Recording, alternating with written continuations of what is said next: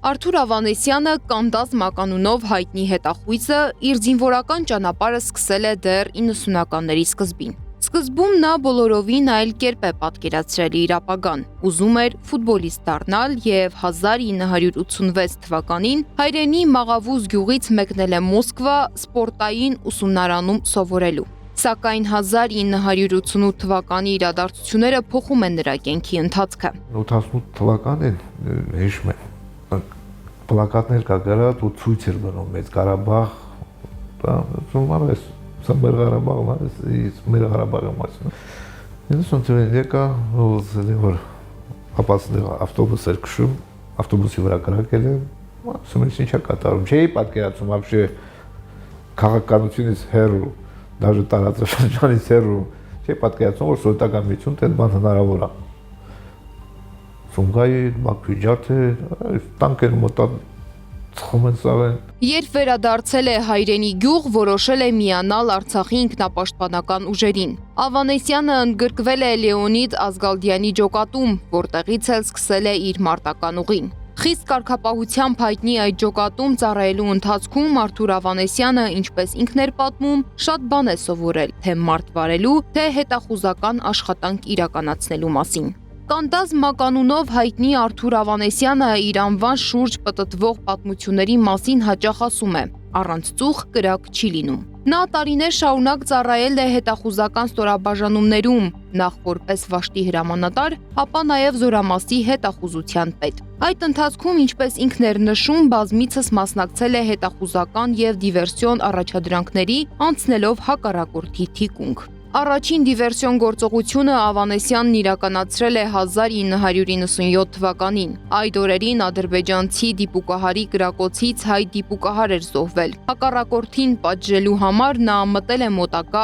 ադրբեջանական գյուղ։ Գյուղում հարսանեկ էր դնում,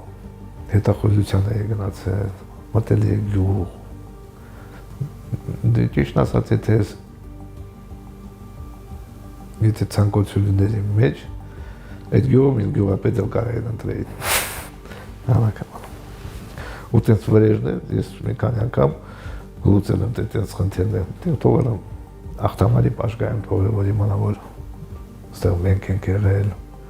մենք ենք արել, դիպուկահարներից եմ սովորել, մի վստրելից ավել ոստերը չանել, մի վստրելից անողը արդեն դա դիպուկահար չի։ Կանդազ մականունը ստացել է 1992 թվականին Քարագլուխ բարձունքի պաշտպանության ժամանակ։ Այս պամոշնիկս չի հասցնում, զորքից եմ առաջ գնում, խփելով գնում ենք, էլի չեն ասում մեկը գնում է քիդ մերանը բանանում։ Ասում է Կանդազես դու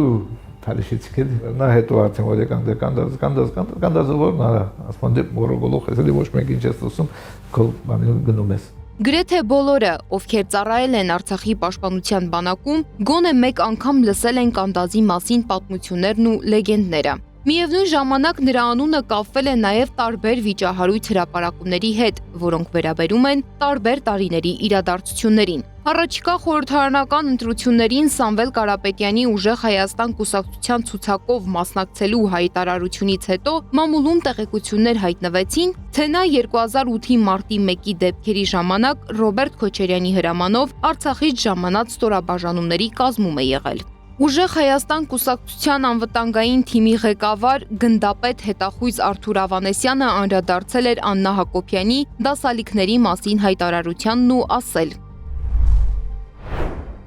Մեր զինվորները դասալիք չեն, նրանք կռվում էին առյուծի նման, իսկ ձեր ամուսինը թողեց մեր զինվորին անպաշտպան, առանց զենքի։ Աննա Հակոբյանը որոշել էր անարձագանք չթողնել հետախույզի տեսանյութ հիշեցումը։ Չեմ կարողանում մտաբերել այս անձնավորությանը 44-օրյա պատերազմի ժամանակ։ Աչքովս ընկած կլիներ անպայման, եւ իհարկե տպավորված կլիներ, դժվար թե մոռանայի։ Իսկ պատերազմի մասին նրա ինֆորմացվածության աստիճանն ու ներհայաստանյան ընդամենը մեկամիսյա վաղեմության սենսացիոն նորության մասին ինֆորմացվածության աստիճանը ուղիղ համեմատական են։ Ակնհայտորեն երկուսից էլ գաղափար, լուր չունի։ Այսօր էլ հայտնի դարձավ, որ Արցախյան պատերազմների մասնակից Արթուր Ավանեսյանին հակակոռուպցիոն կոմիտեն ձերբակալել է ենթադրյալ կաշառքի գործով։ Սվետլանա Պետրոսյան, Գեգամ Ղազարյան, ABC Media։